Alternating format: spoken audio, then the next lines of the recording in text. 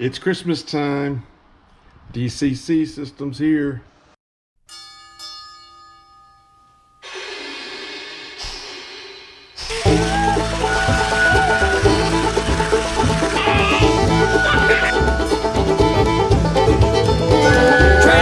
Train, 16 coaches long. Now you see why. And I know somebody's probably going to ask where I got this from, but there's, if you check this out online.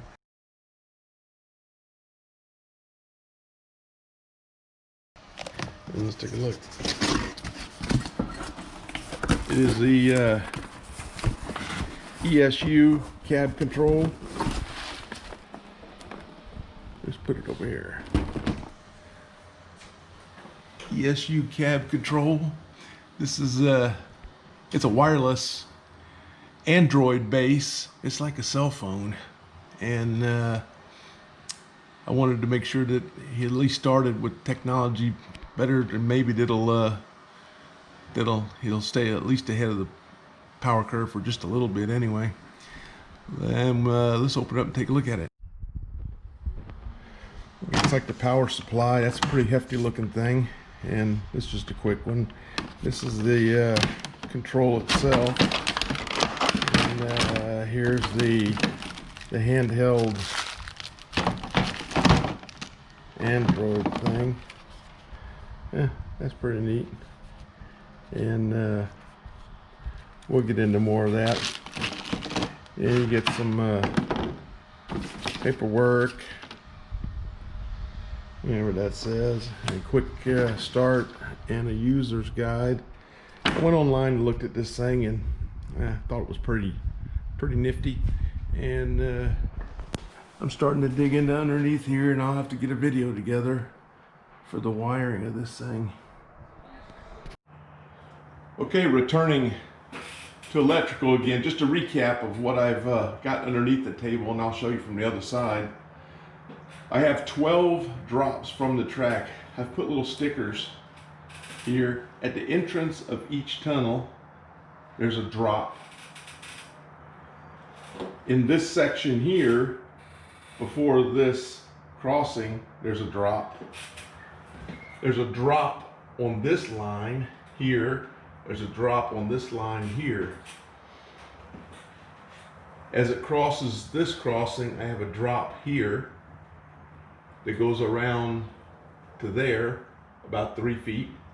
Back around to here, there's another drop that covers this side. On the outer track, I got a little bit more than 3 feet out to here, and then another drop there, and then again right back in the tunnel. So if you follow it around inside the tunnel to there, I've got a drop on either side of the tunnel. On the other side of the bridge to here, to the entrance of the tunnel, coming out of the tunnel to here, to the opposite side, to here, and back into the tunnel. I think I got it covered. I don't know, but those are the lines I put in before. Okay, and here's another view. At the entrance of either tunnel, there's a drop on both sides. So inside the tunnels going in and out, my thought was if I put it at the entrance of the tunnels, then I don't ever need to get inside the tunnels, that I could always fix them at the entrance of the tunnels, but that may not be the case. So it might have been better to put them up in the tunnel where I could get to them if I ever needed to fix the drop or something.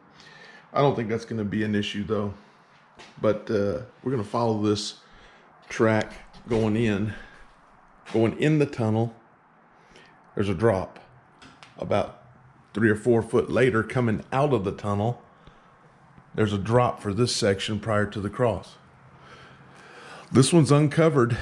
This one's uncovered till we get about here on the turn. And on the inside, about 3 foot later, there's another one over there. Coming around just before the crossing again, there's another one. This piece here from the crossing on is should be covered by the one going in the tunnel over there. I'm thinking I probably should have put another one right there, but I didn't. We'll see how it works out. Here, going into the tunnel's another one. Coming out of the tunnel, there's another one, drop, across the bridge, and then there's another drop over there, the pink. Around to the front, and there's one here. And back into the tunnel. Again, I'm gonna split this thing 6 and 6. I got at the tunnel entrances 1, 2, 3, 4. And I'm gonna add these 2 on this left mountainside loop, 6. And then from the center point here over, I'm gonna have these two, and the other 2 on the back track. So it'll be 6. Again, I'm gonna make a loop.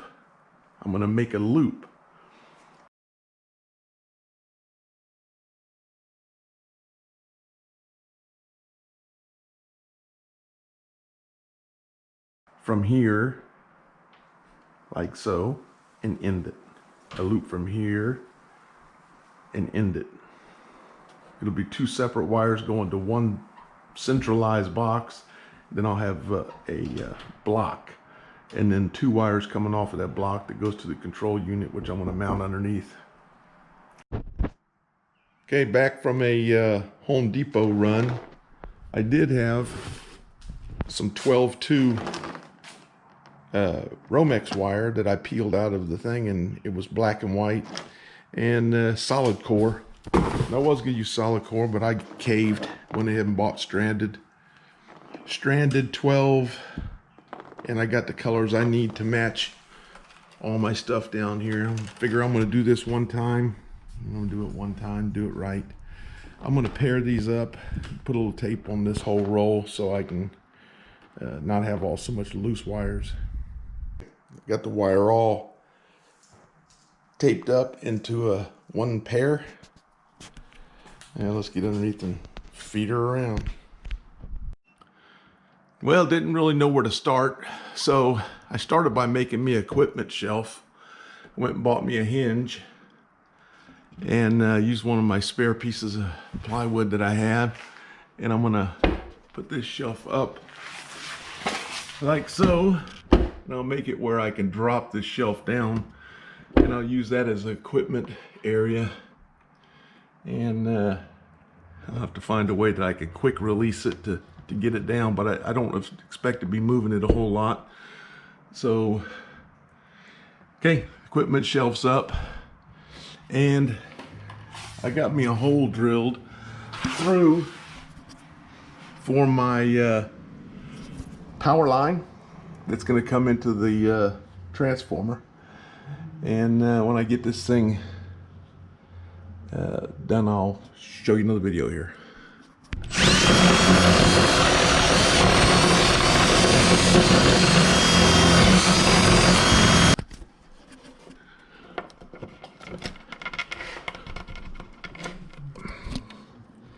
Okay, power wires through.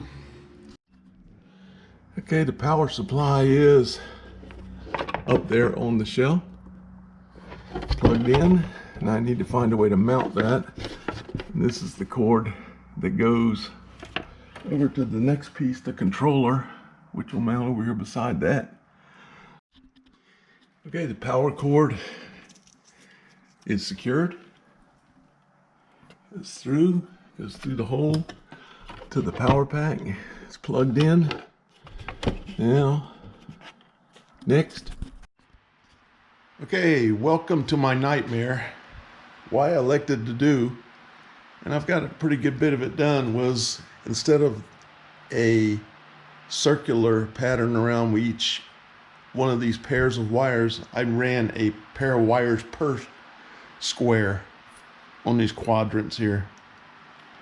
And at the end of each wire, they're turned back and they're heat shrink tubed. They are soldered. I did wrap the wires around first to secure them so they wouldn't wiggle. and then I soldered them and heat shrinked. And this one soldered, heat shrinked, and it goes to a common place over here in this corner. And the other half, same thing. That's soldered, and the other one over on this side is soldered, and it goes to a common area right here. And what I'm doing here, I have a couple of these grounding blocks. I was going to use them and see if they work.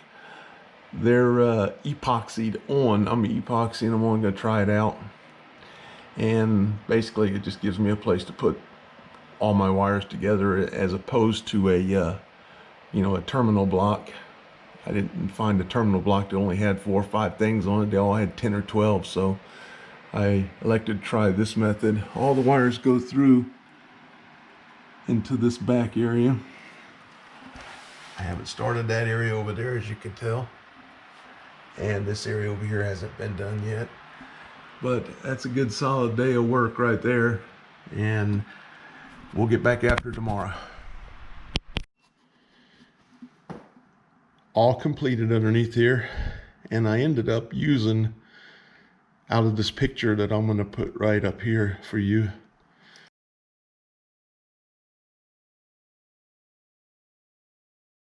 the star, which has a center point right here, and it goes into the 4 quadrants. This is the front, back, and back. One set of wires that goes out attaches 1, 2, 3 into a block. This back one has 1, 2 and goes to a block. This one over here goes 1, 2, 3 and goes to the block. And then this one over here, 1, 2, 3 and goes to the block. The block I'm talking about. And these are the grounding blocks. I epoxied them in place, so shouldn't be any grounding issues. There's nothing conductive there. And all the red wires run into the top block, and then my feeder, one for the block, goes off here, off the bottom. All the white ones run into the bottom block, and there's my one off here. Now I need to run these 2 wires over to the cab control through here, back there. Looks like I'm about 2 or 3 or 4 inches short, so bought 25 foot of wire, and I guess I should have saved 2 or 3 or 4 more inches somewhere, but I didn't. So it's just the way it goes. I already tested it out with the train with DC, and it works a whole lot better. Instead of 1 point of power, I got 12 points of power. Worked pretty good. So I know it works. So I'm going to continue on putting this thing back together. Okay, this is a recreation on how I did my connections underneath from my drop wires to the main DCC wire going across. And the first thing to notice is once I pushed the wire all the way through there, I didn't put my heat shrink on there. So I had to go back and I had to take all of my wire back out again. And I had to cut me a piece of heat shrink tubing. And I had to slide 4 or 5 or 6 of them, however many I needed, on that wire. So I had enough. Make sure you do that up front. Then you can run your wires back through all your places. The other thing that I did was I used one of these little gizmos right here to strip the wires back. And what I did was I just manipulated it 2 or 3 times until I got me a bare spot on the wire, like so. And I stripped back a little bit there. Then all I did was a little flux on either one of these.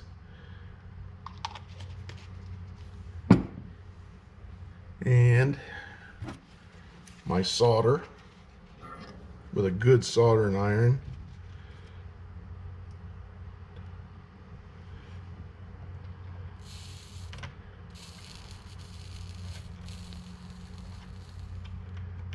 Tinned the wire here and tinned the wire there. Then it was kind of make sure your stuff's on the right side. Then all you gotta do is, you know, in some of these I actually put some more flux on here. I don't know if it helps, hurts, I don't know. Tin it again.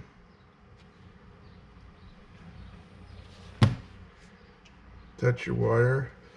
See if I can get the shakes out.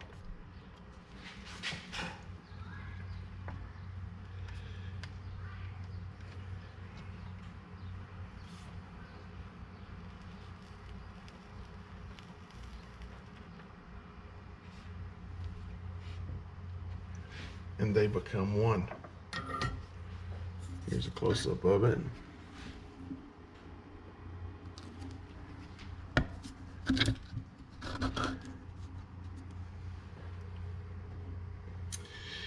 And then I took my heat shrink tubing.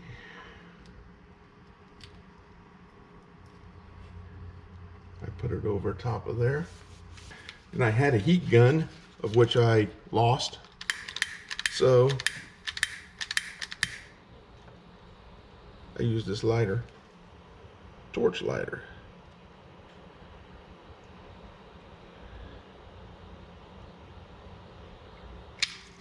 Voila. That's how I made all my connections. And I think they're pretty permanent. And times that by 24 times. And you got your DCC system set up. Moving on. Working on my equipment shelf. I think I finally figured this out after a little brain busting. But since this shelf hangs down from the hinge like so, I needed a way that when the shelf came down, that the stuff wouldn't fall off. So I put some, you don't have to do this. I'm just telling you how I rigged this thing. I put some shelf things here so they wouldn't fall off first. So that just kind of supports them. Gives them a little support. And then I took some Velcro straps, equipment straps, and I stapled them to there. End result is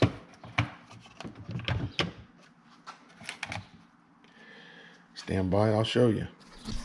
Okay, there's my end result right there. When the shelf comes down, they'll be supported.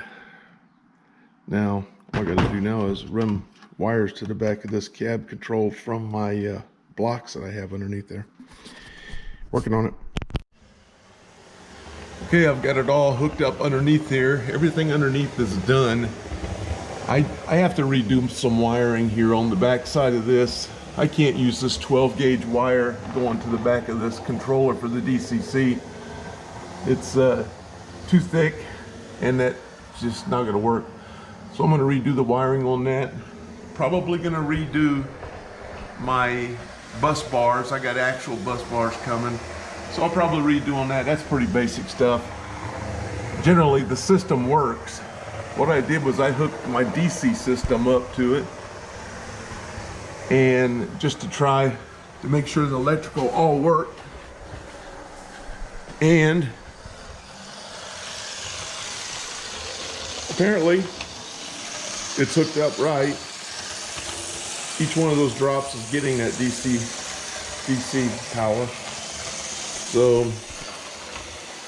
it seems to be working fine. So I'm going to continue on getting those, I'm going to call this one done. There's going to be some last minute things I'll probably show you, but I'll go ahead and cut the video on this one. The electrical part's done. Next I'm gonna go into the DCC part, and I'll start working out some track issues with that. Okay, see ya.